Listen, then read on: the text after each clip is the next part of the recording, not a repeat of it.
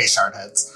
So, I've always wanted to do reviews on stuff that I consume during the month, but I don't really have the mental capacity to write a 10-minute long review. So I figured, what if I did a review of everything I did during a whole month and then just did little bite-sized reviews, and that could be more fun and less meandering. I'm going to do this first one alone, but if this turns out well, then I'll include Bronte on the future ones to add some variety to it.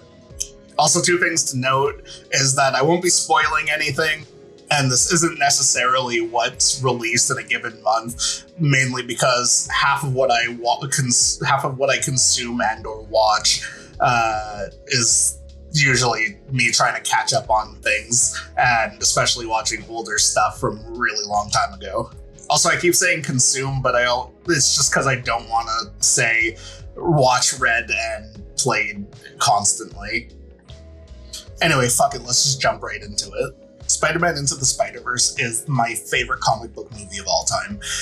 The writing, score, and animation prove that not everything needs to be a Marvel movie with quips all the time, but can still be funny and have a lot of heart and wear it on its sleeve. Across the Spider-Verse is 95% of the reason why I even wanted to do this video. The quick review is that I like it. I like it a lot. Everything in this movie is just as good as the first, if not better. The only negative I can think of is that it's only part one of a story, and we have to wait a year until we can find out if it'll keep up the performance of this movie and the one before it. So for now, I can only really give it 9 out of 10 bagels, but it could go up with the next movie. The Wrong Missy. This movie is literally just David Spade going on a date with a weird girl, and there's not that much to say about it. Lauren Lupkus is doing all the work in the movie.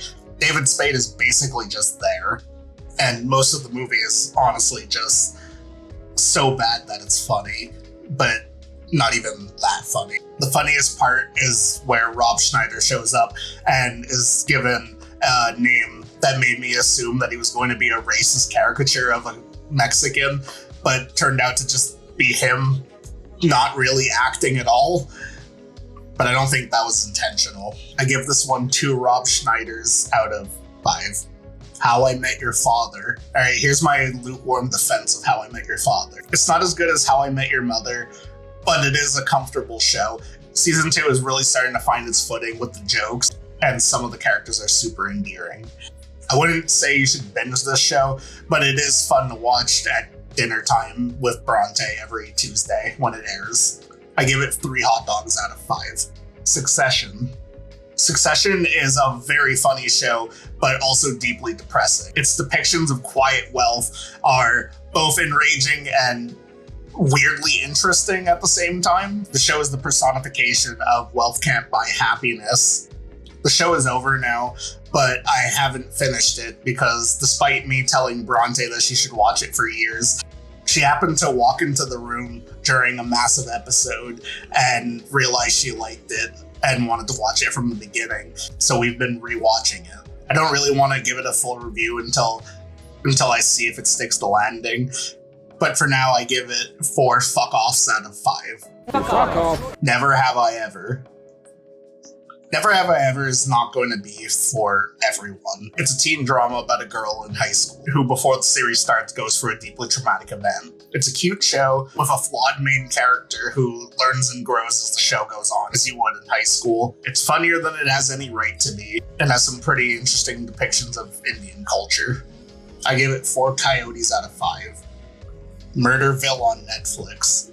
Murderville is a show I really wanted to like. It has all the right elements to make it a good comedy show, but I really don't find it very funny. The best episode is with Marshawn Lynch, who isn't a comedian, but a lot of the jokes are just the guest character barely reacting to a funny situation and not really rolling with it as much as they could have. The murder mystery saves each episode, but each mystery is a little simple. I give it 3 spicy bowls of chili out of 5. The Ultimatum Queer Love. The ultimatum queer love is the final form of what a reality dating show should be. It takes all the chaos of Love is Blind and then throws in happy relationships with one person who wants to get married way too soon. Mix that in with the fact that everyone is horny and everyone is emotionally unstable, and baby, you got a stew going.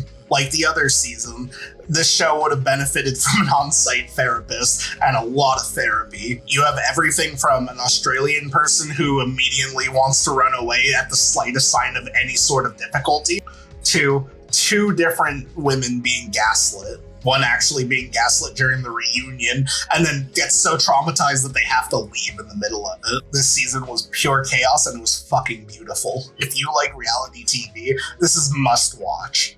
I give it 5 running shoes out of 5. Alright, this is where I might lose some people, because this is the section where I talk about what I've read this month. Doctor Strange Fall Sunrise. I read a lot of shit this month, but the best thing that I've read was Doctor Strange Fall Sunrise by Tradd Moore. I've read a lot of Doctor Strange and a lot of other Marvel comics, but this comic is the best thing that I've read probably all year. Truly shows how strange Doctor Strange can be with a little bit of creativity. Don't even get me fucking started on the art. It's the most mesmerizing thing I've seen. The basic premise is that Doctor Strange is playing midwife for an ungodly being that's giving birth on another plane of existence. I don't think I'll actually convince anyone to read it, but I do want an excuse to share some of the pages. I give it 5 reality-tearing baby births out of 5. The seasons have teeth. While I have you here, might as well plug another beautiful comic. The Seasons Have Teeth is about seasons being represented as gigantic monsters that roam through the British countryside during their respective seasons. And from the perspective of a war photographer, I can never say that word properly. It's a beautiful comic about the stages of life. Only 2 issues are out right now, but it's honestly worth a read. I give it 4 photographers out of 5. Resident Evil 4 on Switch. I know Resident Evil Remake just came out on Xbox and PS5 and PC, but I've never actually finished the original, so I decided to try and play through it just to experience it before I see all the new bells and whistles they added in the new version. 20 years later, the game still fucking holds up. It's crazy to play the game that really started the third-person shooter trend, and though it's been imitated multiple times, it can never be truly copied. I give it 4 console ports out of 5. That about does it for everything that I watched, read, and played this month. Let me know if you guys want more in-depth reviews, or if you think this format is pretty good. I don't want to make the video too long, but I will if you guys want it. Also, let me know if you think I should bring in Bronte to liven up these videos. Don't forget to like and subscribe, and let me know how many Timothée Chalamet's out of 5 you give this video.